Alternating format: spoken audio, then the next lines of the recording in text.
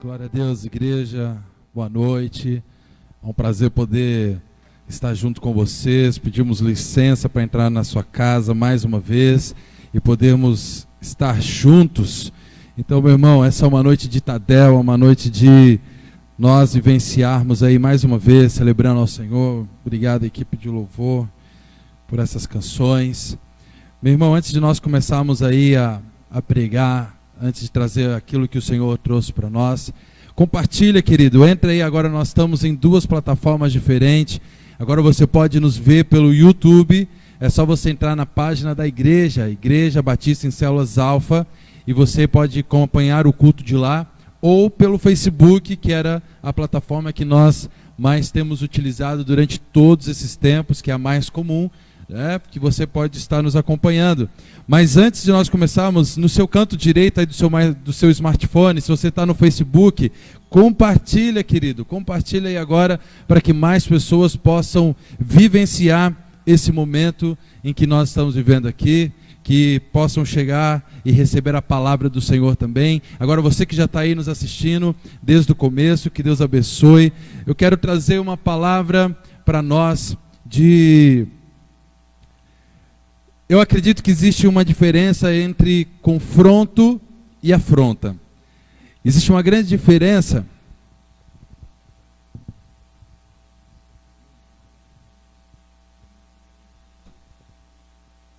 Existe uma diferença entre confronto e afronta. E o que nós queremos fazer aqui desse altar é confrontar muitas vezes as nossas vidas, mas no sentido de podermos tomarmos decisões, posicionamento para mudar a nossa conduta. Deus nos deu um tempo de descanso, uma quarentena, e eu acredito que essa quarentena está servindo para muitas coisas. E entre elas, poder nos dar a possibilidade de buscarmos e orarmos a Deus. Como está a sua vida de oração, de entrega, de palavra, aí na sua casa, né? Queridos, por isso nós queremos, nessa noite, que você abra seu coração para tudo aquilo que o Senhor tem para fazer sobre a tua vida. Que você possa aí chamar a tua família, reunir agora, você, líder de célula, que você agora possa estar todos juntos, né? Se o pastor estiver aí nos assistindo, pastorzão, nós te amamos, pastora Rita. E vamos lá, querido, eu quero compartilhar com você. Há uma palavra que todos nós conhecemos, que está lá em Ageu, no capítulo 2, verso 9, e que ela diz em várias traduções, mas simplificando, ela diz, olha, a glória da segunda casa, ela vai ser muito maior do que a glória da primeira casa. Quando nós olhamos para isso, e esse texto de Ageu, eles tinham um templo que eles tinham construído, e foi destruído durante o tempo da Babilônia, mas ele tinha a promessa de ser reerguido novamente. Ainda eles estavam de frente para um monte de ruínas. Eles estavam olhando simplesmente para um templo acabado, um templo que teve glória, mas agora estava acabado, e por isso ele diz que a glória desta última casa será muito maior do que a da primeira casa. E é justamente talvez como muitas vidas espiritualmente, elas estão espiritualmente, emocionalmente, financeiramente, de várias formas elas podem estar. Uma ruína, uma casa, e se nós somos essa casa, então nós identificamos que muitas vezes essa casa que é bonita, que Deus planejou para que tudo dê certo, para que tudo possa ocorrer da maneira dele, está em ruína. E é justamente esse o tema da mensagem de hoje, transformando o caos em bênção. E eu acredito que Deus ele tem essa proposta para nós nesses dias. Há muita gente que está em caos.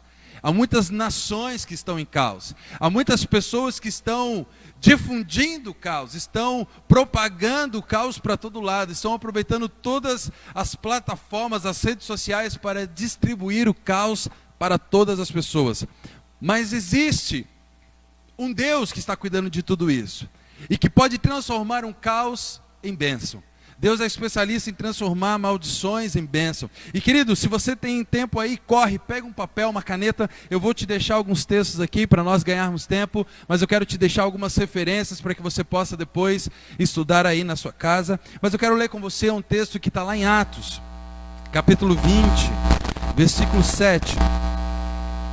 Um texto que está lá em Atos, capítulo 20, verso 7, que diz assim: no primeiro dia da semana, nós nos reunimos a fim de partir o pão.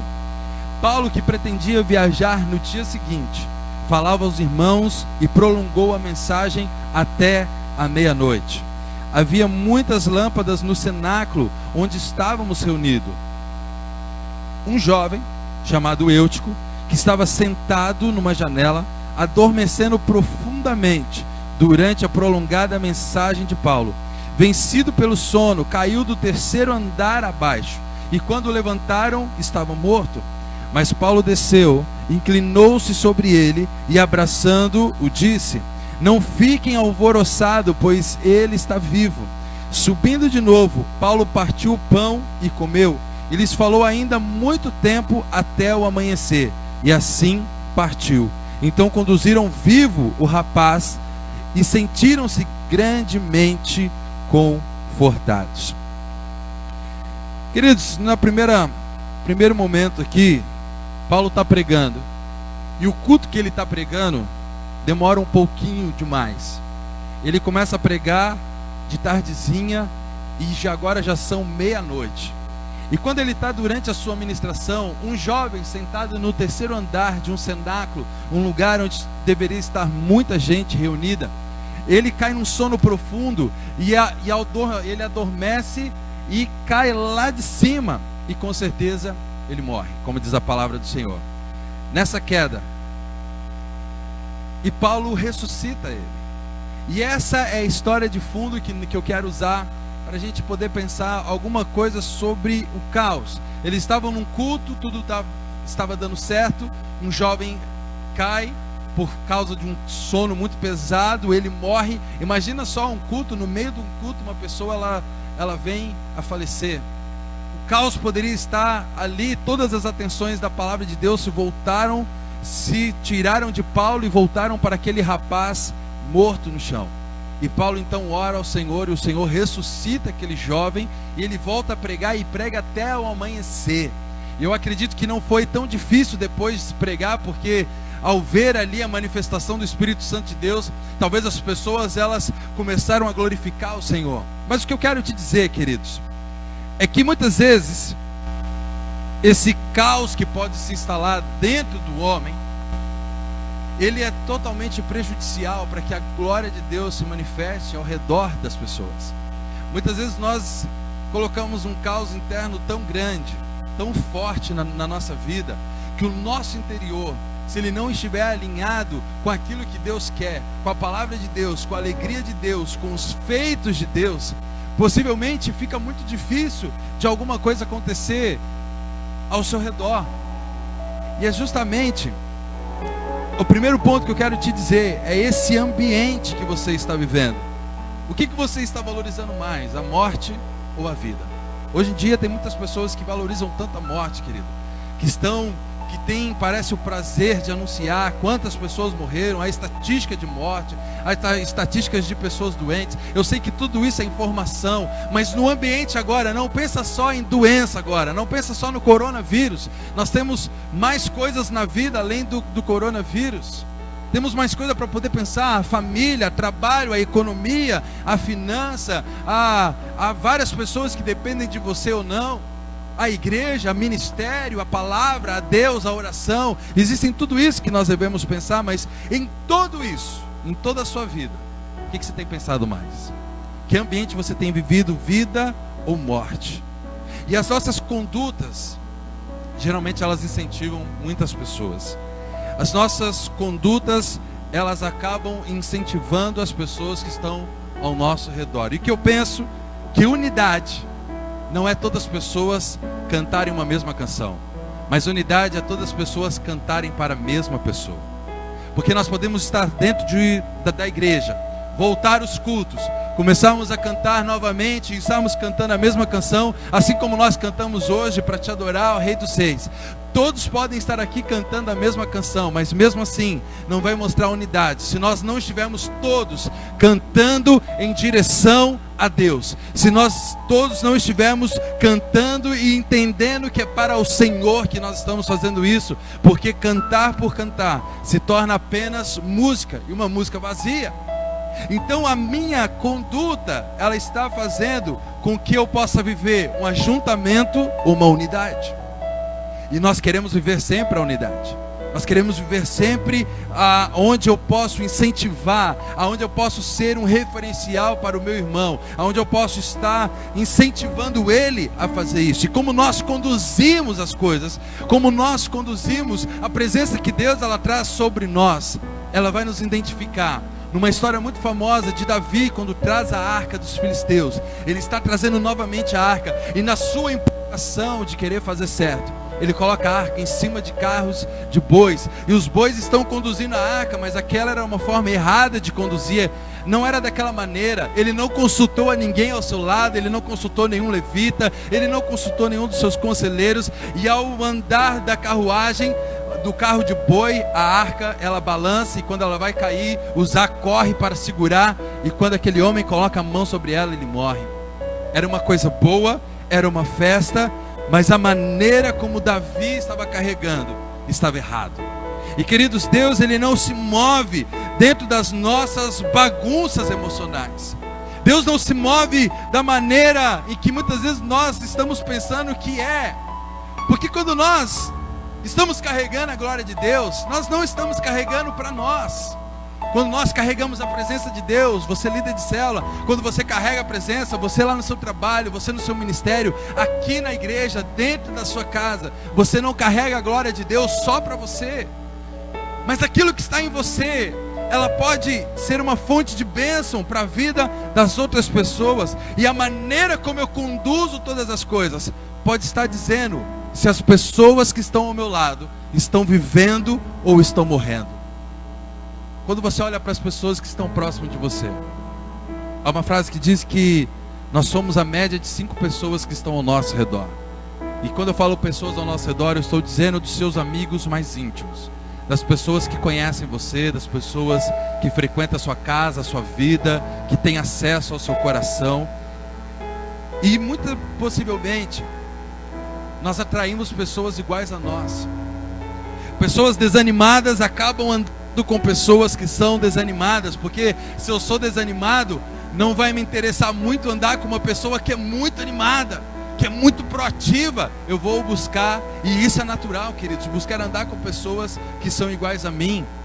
Pessoas que gostam de rock and roll, talvez vão andar com pessoas que gostem do mesmo estilo musical, vão frequentar os mesmos lugares do que uma pessoa que curte o sertanejo, o pagode, o samba e por aí vai, uma música clássica. As pessoas, por aquilo que elas gostam, elas vão selecionando quem se torna mais íntimo ou não das suas vidas. E por isso, meu irmão, que isso pode ser também um termômetro para nós em relação à amizade. Diz o texto lá em Levítico, o número, eu não me lembro, mas no Antigo Testamento diz sobre Abirão, Datã, homens que se levantaram contra Moisés, e tinha mais uma família, eram 3. Eles se levantam contra Moisés para poder dizer: olha, Moisés, você tem autoridade, mas nós também temos. Eles quiseram entrar numa competição com Moisés, propuseram de poder mostrar quem é que tinha mais autoridade. Resultado disso, as 3 famílias, eram 3 pessoas, 3 homens, mas 3 famílias foram engolidas pela terra, por causa que se levantaram contra. 3 homens levaram a ruínas 3 famílias inteiras, com seus animais, a sua casa, com todas as pessoas, tragados pela terra. Mas aí quando eu vejo no Novo Testamento, Paulo dizendo: olha, os bons costumes, eles se corrompem pelas más influências. É um ditado antigo, mas verdadeiro. Diga-me com quem tu andas, eu vou te dizer quem você é. Eu encontro 3 homens, agora Pedro, Tiago e João, 3 amigos, próximos, chegados. Eles estão subindo ao templo para adorar a Deus, e eles encontram um mendigo numa porta chamada Formosa, mas ele era deficiente, ele não andava, ele tinha uma atrofia nas suas pernas. E quando ele olha para aqueles 3 homens, ele pede uma esmola. E a primeira frase que Pedro diz, ele diz assim: olha, ok, você quer uma esmola, mas olhe para nós. Olhe para nós. Pedro está incentivando aquele mendigo a olhar para os 3 que estão ali. E ele disse: olha, não tenho prata, não tenho ouro, mas o que eu tenho eu te dou. Em nome de Jesus, levanta e anda. A união de 3 pessoas que andavam em direção ao que Deus queria. É diferente da união daqueles 3 homens do Antigo Testamento que andavam em direção para tomar o poder e pegar aquilo que Deus não tinha colocado sobre eles. Você vê a diferença? 3 amigos. Eu lembro de mais 3 amigos: Sadraque, Mesaque e Abednego. Os 3, eles tinham o mesmo pensamento: não se dobrar a Nabucodonosor, e não se dobraram. E os 3 foram junto para a mesma fornalha, aquecida 7 vezes. E ao entrar lá dentro, Deus resolve fazer parte desse time, e ele se torna o 4º homem, visto pelo rei e pelas pessoas, e diziam: olha, entraram 3 homens, agora eu estou vendo 4 pessoas lá dentro. É justamente isso, querido, que eu te digo. O ambiente que nós estamos, as pessoas que nós estamos, elas estão dizendo, ela pode ser um termômetro espiritual da sua vida, Ela pode ser um termômetro para te dizer em qual caminho e qual direção você está andando. Será que você encontra com pessoas que só estão reclamando, reclamam da vida, reclamam da igreja, reclamam da liderança, reclamam de tudo? Cuidado, porque você pode estar sendo parte dessas pessoas e às vezes você nem está percebendo. Se a tua amizade, ela te leva à direção de Deus, ela te faz você progredir, ela faz você caminhar, a começar a sonhar mais alto. Quando nós temos isso, quando nós andamos com pessoas que identificam o nosso plano, quando nós estivermos para baixo, e a Bíblia diz que é melhor serem 2 do que 1, porque quando um está mal, o outro vem e levanta e vai dizer: não, não fica aí, esse não é o teu lugar, você nasceu para brilhar, você nasceu para vencer, você nasceu para fazer uma coisa diferente, você nasceu para ser uma resposta. E isso são coisas que amigos fazem, mas amigos que têm o mesmo propósito que você. Agora eu te pergunto, olhando para tudo isso, o que será que você está traindo? Como será que nós estamos carregando a arca do Senhor? Pessoas podem estar vivendo ou morrendo por causa da maneira que nós estamos conduzindo a arca de Deus. Isso é sério, queridos. Por isso que Paulo, olha só a importância. Paulo, ele para o culto. Aquele jovem caiu, ele morreu. Mas eu imagino Paulo pregando naquele momento, parando, indo em direção a ele e orando para que Deus resgatasse a vida daquele jovem. E querido, sabe por que eu penso nisso? Porque Paulo estava dizendo assim: olha, no ambiente que eu estou, no ambiente que eu estou vivendo, as pessoas não vão morrer.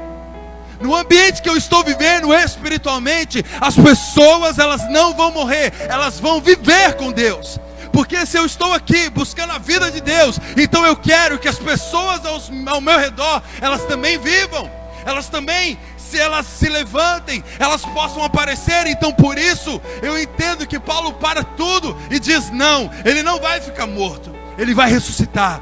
Deus vai operar um milagre. É o ambiente que nós estamos carregando, é o ambiente que você está carregando, aonde você diz: olha, ao meu redor as pessoas vão viver, ao meu redor as pessoas vão sentir a presença de Deus, ao meu redor as pessoas, elas vão glorificar o nome do Senhor. Mas para que isso aconteça, eu preciso ser parte disso também, queridos, porque eu não sou o que eu falo, eu sou o que eu vivo. Para você sentir Deus aí da sua casa, nós estamos através de uma tecnologia. É muito estranho, querido, pregar para um celular, mas para que você sinta algo dentro aí da sua casa, onde você está, meu irmão, é só o Espírito de Deus. Não é o que eu estou falando, mas é aquilo que eu vivo que pode fazer a diferença. É aquilo que você vive que faz a diferença. Porque nós não ganhamos por palavras, nós ganhamos por atitudes. E atitudes espirituais, elas precisam ser feitas, queridos, para sempre. Você está carregando. O ambiente que você está inserido é vida ou é morte? O que tem na sua boca? Vida ou morte? O mundo está falando de morte. Nós respeitamos, devemos seguir as orientações governamentais da OMS, nós devemos seguir tudo isso. Mas nós podemos falar de vida, querido. Nós podemos falar de cura, nós podemos falar de transformação, nós podemos falar de Deus tocando vida, impactando a nossa nação, transformando o caos em bênção nesses dias. Quando eu olho esse culto, esse ambiente que eles estão vivendo, esse ambiente que eles estão sendo igreja, eu entendo que eles precisam ser uma igreja madura. Jesus, ele disse que para deixar vir a ele as criancinhas, e quando aquelas crianças vêm, ele coloca ela no meio e diz que nós devemos ser iguais àquelas crianças. Mas quando Jesus, ele diz isso, há uma grande diferença entre ser inocente e ser infantil. Tem pessoas que Jesus falou para nós sermos inocentes. A inocência de uma criança nós devemos ter, mas não a infantilidade de uma criança. E tem pessoas que pegam o texto e dizendo, não, mas Jesus pediu para sermos como criança, mas Ele não pediu para sermos infantis. E tem muitas pessoas infantis, queridos. Quando nós falamos em relação ao próprio culto, muitas vezes nós precisamos entender o culto e não somente gostar do culto. Você precisa entender o que Deus quer para a sua vida. E não aquilo que você pensa, mas entender. E nós precisamos, queridos, eu quero ler um texto com você, que está em Romanos capítulo 12. Se você está com a sua Bíblia aí, abra aí comigo. É um texto que nós conhecemos porque fala de nós transformarmos a nossa mente. Mas Romanos capítulo 12, verso 3.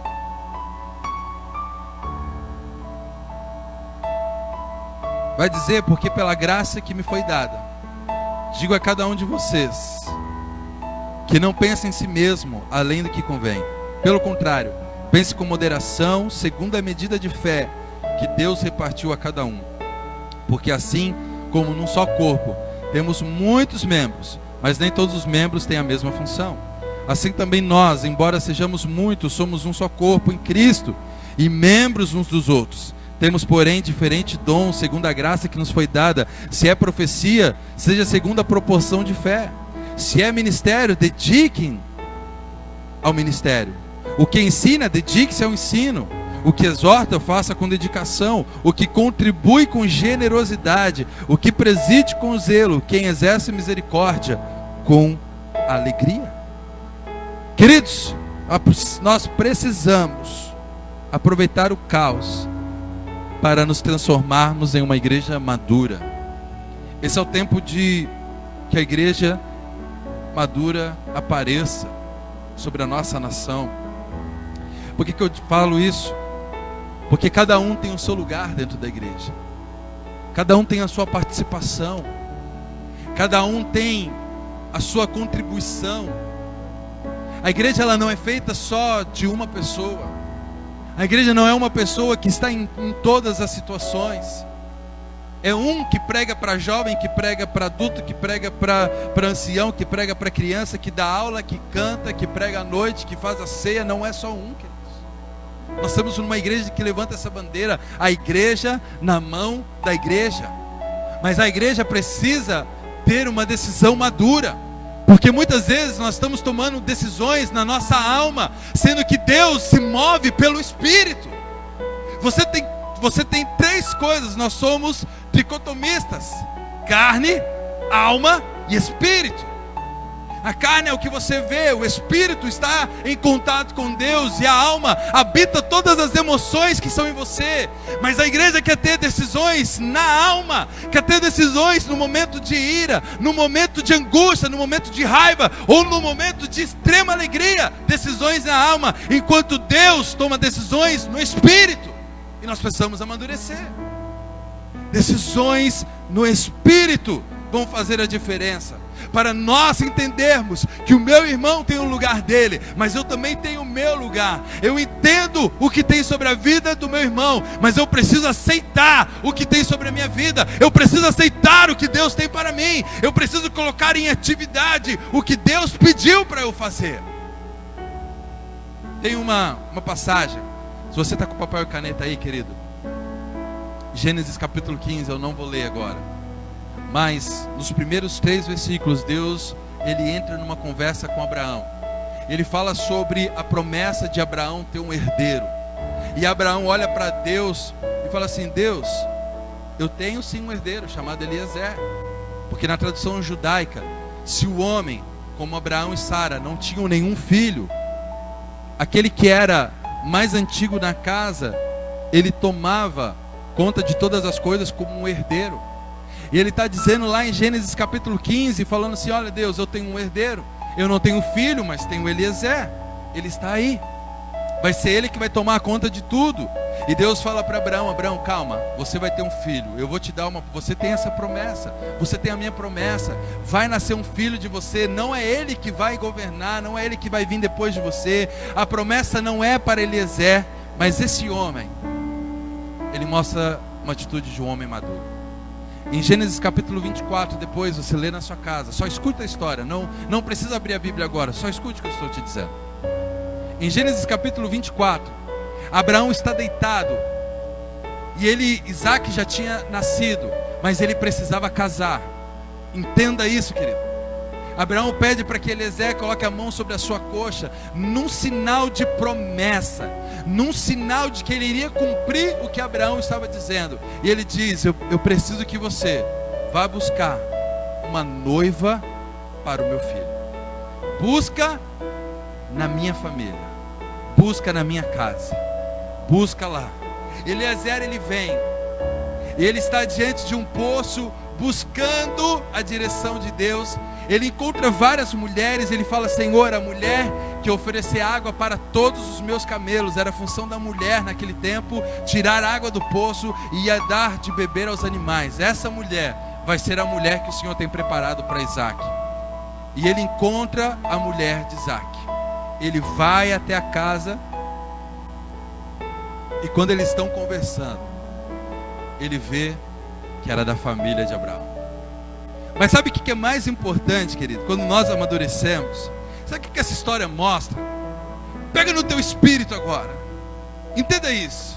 O pai, Abraão, ele está pedindo para que Eliezer, que está fazendo o papel do Espírito Santo, vá buscar a noiva para o seu filho. O pai que manda o Espírito vir buscar a noiva, preparar a noiva para encontrar com o seu filho. Ele está falando, ele está mostrando a história de toda a igreja num só casamento. Ele está dizendo: mas para que isso aconteça, para que o Espírito Santo seja liberado para preparar a noiva para o noivo, preparar a noiva para o filho, a pedido do pai que está fazendo isso, é preciso o amadurecimento. Porque Eliezer podia pensar assim: mas espera aí, eu vou ser o herdeiro, eu era o herdeiro, eu tinha tudo sobre a minha mão, eu tinha tudo para poder ser eu. Mas ele não pensou nele, ele não pensou nisso. Antes ele faz o que o pai queria e vai buscar a noiva para o filho. E assim devemos ser nós, querido. Quando nós liberamos o Espírito para nós precisamos amadurecer para isso. Porque tem momentos, tem tempos que nós estamos na linha de frente, tem tempos que é você que está fazendo as coisas, tem tempo que você pode ser o líder. Talvez você pode ser o líder da sua casa. Embora Deus coloque o homem como sacerdote, talvez você, mulher, está sendo líder espiritual aí na sua casa. Você pode estar sendo líder de um grupo, líder de uma célula, líder de um ministério, e Deus te colocou. Mas nós sabemos, e nós temos que ter amadurecimento, que há um tempo para que talvez isso aconteça. Hoje, sobre a nossa igreja, a liderança do louvor está comigo, mas eu entendo, querido, que amanhã pode não ser eu mais. E eu tenho certeza que não vai ser. Daqui a um tempo Deus vai levantar um outro ministro ou uma outra ministra. Deus vai levantar alguém para conduzir essa etapa. E quando chegar esse tempo, deve haver amadurecimento suficiente para dizer: Deus, eu fiz a minha parte, mas a intenção é buscar uma noiva para o noivo, porque ele é o herdeiro, porque ela vai ser o herdeiro. Eles vão casar e vão ter esse direito sobre ele. Sabe, queridos, quando eu penso isso, eu olho a atitude de Jesus dizendo sobre a próxima, os próximos, sobre os discípulos. E quando nós fazemos MDA na nossa igreja, se você que não é da nossa igreja está nos assistindo, nós vivenciamos uma igreja de MDA. Mas, queridos, eu entendo que o MDA não é fazer com que o meu discípulo, ele se torne igual a mim. A minha vida não é o maior padrão que existe. Eu vou dar um exemplo. Está aqui o Vini conosco aqui hoje. Eu faço MDA com ele. Mas toda vez que eu fizer MDA com ele, a minha proposta não é falar: Vini, você tem que viver exatamente a minha vida. Olha, você tem que viver e fazer tudo que eu faço. Não. Porque eu não sou o maior patamar de espiritualidade que ele vai conhecer, queridos. Mas sim a Cristo. Mas sim a Jesus. Olhar para a cruz e levar para o Filho. Levar para o Filho aquilo que precisa ser. Tirar de mim a carga e levar para o Filho. Devemos ser igual a Ele. Mas quando eu olho Jesus falando sobre discípulo, Ele está dizendo: olha, vocês vão fazer obras, mas vocês vão fazer obras muito maiores do que a minha. Vocês vão fazer coisas maiores do que eu estou fazendo. Então, querido, há um tempo que nós estamos fazendo, mas no nosso coração ele tem que ansiar, ele tem que gemer, para que levante pessoas que façam muito mais do que a gente, que façam muito mais, que vão além, que voem muito mais, que voam muito mais alto, que promovam o reino de Deus, que Deus use poderosamente. É essa a intenção de um pai com filho. Não é simplesmente sobressair e se tornar o ápice da pirâmide, mas é dizer: olha, existe um lugar muito maior que eu não fui, que eu não cheguei, mas você pode chegar, mas isso você vai viver com pessoas que te incentivam. Amém? Eu quero te dar um exemplo. Está lá em Juízes. Abra lá comigo, esse texto é importante. Depois do Pentateuco, depois Gênesis, Êxodo, Levítico, Número, Deuteronômio, você vai entrar em Josué e vem Juízes capítulo 1. Querido, Juízes capítulo 1, versículo 4 e 7, diz assim: os filhos de Judá atacaram e o Senhor lhes entregou nas mãos os cananeus e os fariseus. Havia uma guerra, Israel contra cananeus e fariseus.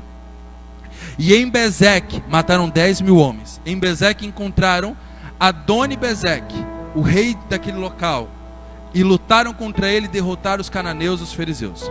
Adoni-Bezeque fugiu, mas eles o perseguiram, e prendendo, lhes cortaram os polegares das mãos e dos pés. Então Adoni-Bezeque disse: 70 reis, a quem havia sido cortados os polegares das mãos e dos pés, apanhavam migalhas debaixo da minha mesa, assim como eu fiz. Assim Deus me retribuiu. Levaram a Jerusalém e ele morreu. Sabe que olha a profundidade desse texto. Israel captura um rei chamado Adoni. Ele tinha simplesmente 70 reis que comiam das migalhas da sua mesa, porque ele tinha cortado os seus polegares das mãos e dos pés. Sem o polegar, você não consegue mais participar de guerra. Como que você segura espada sem um polegar? Você não tem mais a mesma agilidade. Você não consegue mais manusear uma flecha. Você não consegue mais ir para a batalha. Sem os polegares, muito provavelmente você não vai conseguir se locomover direito, querido. Você vai perder o equilíbrio, a estabilidade da sua vida. Sabe por que ele fez isso? Para controlar 70 reis, 70 homens que tinham capacidade de governar, 70 homens que tinham capacidade de levantar e poder conduzir nações, e poder conduzir um povo. Mas ele fez isso para que 70 homens estivessem debaixo da sua mesa, comendo das migalhas que ele queriam. E isso fala de uma liderança que quer subjugar aos outros, que quer prender o ministério dos outros, que quer impedir as pessoas de crescerem com medo. E se você é um pastor, está me ouvindo, isso, querido, seja do Brasil e do mundo, olha, e Deus nos colocou para governar sim, mas não para subjugar. Ainda bem que nós fazemos parte de uma igreja, que nós somos a igreja na mão da igreja, onde nós temos liberdade de voar, nós temos liberdade de poder vivenciar o que o Espírito tem para nós. Mas essa não é a realidade de muitos lugares, essa não é a realidade de muitas células, essa não é a realidade de muitos grupos, essa não é a realidade de muitos ministérios, porque existem muitos líderes que se colocaram no ápice e agora querem cortar o polegar de todo mundo que está ao redor, porque se o irmão aparecer mais do que eu, Se o irmão trouxer uma canção mais bonita do que a minha, se o irmão tocar melhor do que eu, se ele governar o louvor melhor do que eu, aqui não vai prevalecer, porque eu vou cortar e ele vai comer da migalha, mas ele é rei. E é isso que o diabo faz com você, querido. Muitas vezes tentando te enganar, e nós somos reis e sacerdotes. O Senhor nos chamou para isso, para poder governar, e você tem, querido, essa capacidade de Deus, para se levantar em meio ao caos, transformar o caos em bênção. Mas nós precisamos amadurecer, sair das escravidões espirituais e poder vivenciar um novo tempo de amadurecimento sobre nós, aonde nós vivenciamos a busca da noiva para o noivo, não trabalhando para o próximo culto, mas trabalhando para uma próxima geração, deixando um legado para aqueles que virão depois de nós, deixando um legado para aqueles que estão hoje precisando de nós. Romanos diz que o planeta Terra, as nações, a criação aguarda a manifestação dos filhos de Deus. Meu irmão, você é filho de Deus. É você que as pessoas estão aguardando, é a você que o mundo está aguardando, é a você que as pessoas esperam que se levante depois dessa quarentena toda para manifestar o poder e a presença de Deus. É você, querido. Mas nós precisamos entender que o tempo de estar em casa não é o tempo de ficar longe, mas é um tempo de preparação, é um tempo de quartel-general. Pegar a instrução do rei, pegar a instrução do Senhor, pegar a instrução, ver o que você e que não está bom e melhorar, para manifestar nesses dias a glória do Senhor, para fazer a diferença. Último lugar, queridos, nós estamos acabando. Quando eu vejo esse culto acontecendo, eu vejo que foi um culto maduro, onde as pessoas entenderam, não, aquele homem, ele precisa de nós, agora nós vamos ajudar ele, nós vamos ajudar, nós vamos curar ele vai voltar à vida. Eu quero falar principalmente dentro do caos interior. A glória da segunda casa, ela é maior do que da primeira. Mas não quer dizer que necessariamente tenha que ser a segunda.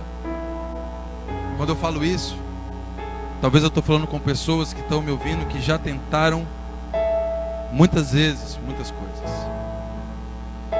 Talvez você já tentou muitas vezes reerguer ministério, reerguer o dom, o talento. Talvez você já tentou várias vezes vencer a barreira do pecado, a barreira do desânimo, a barreira do medo, por muitas vezes, e não conseguiu. O jovem, ele morreu, ele caiu do 3º andar. E a minha pergunta para você é: de que lugar que você estava crescendo com Deus e você caiu? De que lugar que você estava num gráfico, naquela subida ascendente, crescendo, voando com Deus, se preparando para um próximo nível? De lá você caiu, de lá você parou. Que momento da sua célula que você estava, olha, vai dar certo, olha, semana que vem é um visitante, nós vamos frutificar, nós vamos multiplicar, esse é o ano da multiplicação, é um ano de fruto, é um ano de mudança.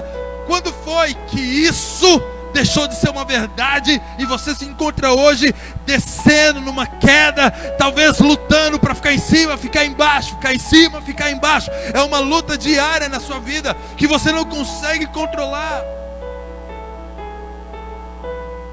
Que lugar que você está? Como que você descreve a sua vida hoje? Como você descreve a sua vida espiritual? Como que você descreve a sua vida física, financeira, emocional? Como que você descreve tudo isso? Como que está isso aí dentro de você? É por isso que o diabo quer que pessoas ousadas, eles parem. É justamente esse o plano que o diabo, ele muitas vezes arquiteta para você. Que eu sei que é ousado, querido, que você pare. Só que o interessante dessa história é que Atos, ela é relatada, ela é escrita pela mão de um médico. Quem escreve o livro de Atos é um médico, que é Lucas. E provavelmente, pelo que dá a entender, ele estava nesse momento em que o menino morre. E ele está ali atestando como médico, como uma autoridade, como uma pessoa que estudou, que o menino morreu. Um especialista. Hoje tem muitos especialistas, né? Hoje tudo é os especialistas estão dizendo. E naquele momento, Lucas, embora cristão, mas um especialista da medicina, ele estava dizendo: não, está atestado, o jovem morreu. E queridos, assim é a sua vida. Porque às vezes existem tantos especialistas. Às vezes você talvez é o maior especialista em decretar a sua morte, em decretar que realmente, olha, parece que as coisas elas não estão bem, parece que as coisas elas não estão funcionando, parece que o seu valor, e eu te pergunto, qual é o valor de tudo isso que Deus colocou em você?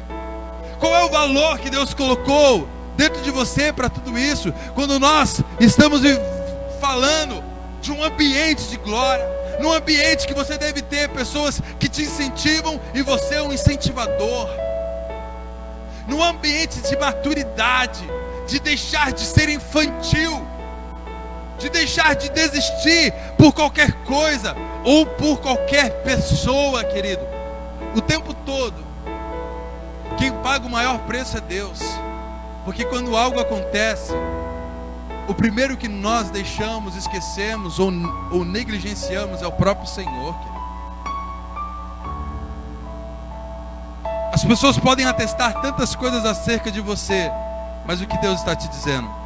Eu quero que você abra comigo lá em Isaías capítulo 45,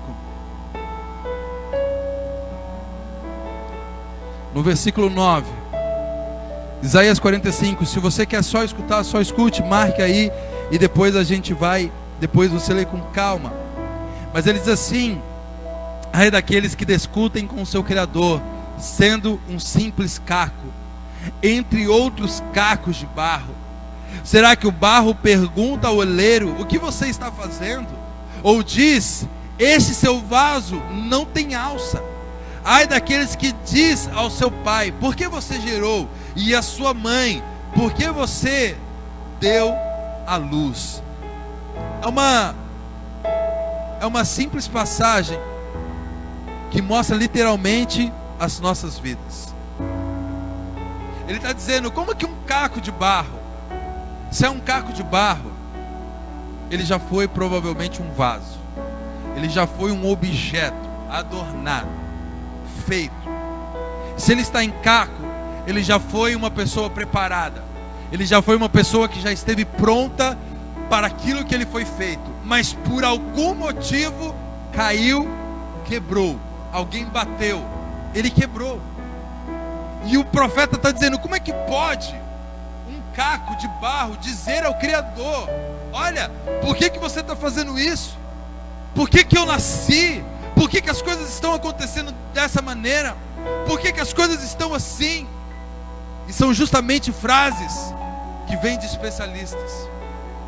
São justamente frases que nos faz recuar ao invés de nós avançarmos. São frases que, quando nós estamos dentro de um ambiente em que Deus está promovendo a glória dele, querido, entenda, o avivamento ele vai passar pela nossa nação. Nós vamos vivenciar o avivamento. Nós não podemos mais ter dúvida. Não é tempo talvez de ficar pedindo. Ele vai vir, ele vai acontecer. O que nós precisamos é estar pronto para que quando esse avivamento vier, você não fique de fora. Para que quando esse avivamento vier, nós não vamos parar e ficar questionando: Deus, mas o avivamento não era assim, o avivamento não deveria ser assim, o avivamento não deveria ser. Meu irmão, eu não sei se você tem recebido vídeos, mas nos últimos dias eu recebi tantos vídeos de pessoas no meio das praças, no meio das ruas, ajoelhados, com as mãos levantadas e clamando pela nação do Brasil, clamando pelo mundo, clamando pelos países. Meu irmão, há uma grande comoção de oração, de misericórdia, de intercessão, e Deus está fazendo isso nos nossos dias. Deus está promovendo isso na nossa nação. Eu acredito que Deus está nos movendo numa direção muito linda, muito poderosa, queridos. Mas a pergunta não é: mas Senhor, quando que é o avivamento? Como será? Como que vai ser? Ele vai vir, ele está vindo. Esse avivamento, ele está chegando no nome de Jesus. O que não pode é você ficar fora desse avivamento. Porque como caco, quebrado, vida quebrada, dilacerada, vida emocional quebrada, vida espiritual destruída, não ora, não se consagra, não jejua, não busca a Deus, não busca se entregar ao Senhor. Tudo de caos, tudo voltado, tudo de cabeça para baixo. Não é dessa maneira que Deus virá sobre você, querido. O que não pode é a glória do Senhor passar sobre você. Em vez de nós questionarmos a Deus, em vez de nós olharmos para o Senhor e questionar: Senhor, por que tamanha enfermidade sobre o mundo? Por que tamanha doença para parar a nação? É nós pensarmos: existe um caos, mas Deus quer transformar esse caos em bênção. Deus quer transformar o caos que está aí dentro de você em bênção na sua vida, querido.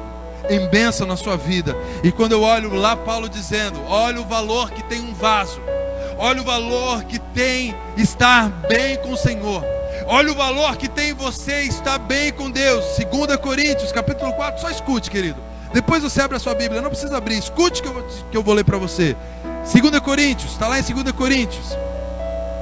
Eu não vou te falar o capítulo, o versículo para você não abrir, é proposital, depois eu te falo. Diz assim: porque Deus disse, das trevas resplandece a luz. Ele mesmo resplandeceu em nosso coração, para a iluminação do conhecimento da glória de Deus na face de Jesus. Ele está dizendo que das trevas resplandece a luz. E é Ele mesmo que resplandece essa luz em nosso coração para todas as pessoas. E olha o versículo seguinte. Ele diz: temos, porém, este tesouro em vasos de barro, para que se veja que a excelência do poder provém de Deus e não de nós. Aleluia. Olha o que ele está dizendo, querido. O valor de um vaso de barro que está inteiro, que não está em caco. Isaías estava dizendo sobre um vaso quebrado. Olha, como que você pode se contender com Deus? Mas aqui em 2 Coríntios, capítulo 4, versículo 6, ele está dizendo: olha, nós temos esse tesouro em vaso de barro. Que tesouro? Que a luz resplandeceu no meio das trevas. Que a luz brilhou no meio das trevas. E essa luz veio através de nós, que é Jesus Cristo. E esse segredo está dentro de vaso de barro, para que a glória não seja nossa, mas que a glória seja de Deus. Ele está dizendo: você é um vaso de barro, e você deve trazer luz em meio à escuridão. Você deve trazer luz em meio à escuridão, querido. Por isso, você que está me ouvindo, se você está caído, prostrado, não é o tempo disso, meu irmão. Cadê o ministério que Deus te deu? Cadê a palavra que Deus te deu? Cadê a promessa que Deus te deu? Guardada numa gaveta, esquecida, dentro de casa, preso nos seus sentimentos, preso dentro de você. Mas esse segredo, ele está dentro de vasos de barro, porque ele é frágil, para demonstrar que não somos nós que operamos e fazemos, mas sim Deus que está nos céus. Por isso, meu irmão, no nome de Jesus, num ambiente de glória, num ambiente onde Deus está inserido, eu posso te dizer isso: a glória da segunda casa, ela vai ser maior do que da primeira. A glória do que você vai vivenciar depois do coronavírus pode ser muito maior do que você vivenciou até hoje, porque a glória da segunda casa, da terceira, se é a 10ª vez que você tenta, se é a 1000ª vez que você tenta, então a glória desse novo tempo vai ser muito maior do que dos tempos passados. Porque nós estamos entregando a Deus, porque nós estamos levantando um povo, mas um povo amadurecido, um povo que entendeu que não é tempo de ficar prostrado. Se ficar, não é pelo desânimo, não é pela angústia, pelo medo, mas sim para buscar a face e a voz de Deus. E aquele jovem ressuscitou. Eu não sei de onde você caiu. Eu não sei o que morreu. Mas eu quero orar com você agora. Se você pode e quiser ficar de pé na sua casa. Se você quiser ajoelhar na sua casa. Se você quiser levantar as suas mãos.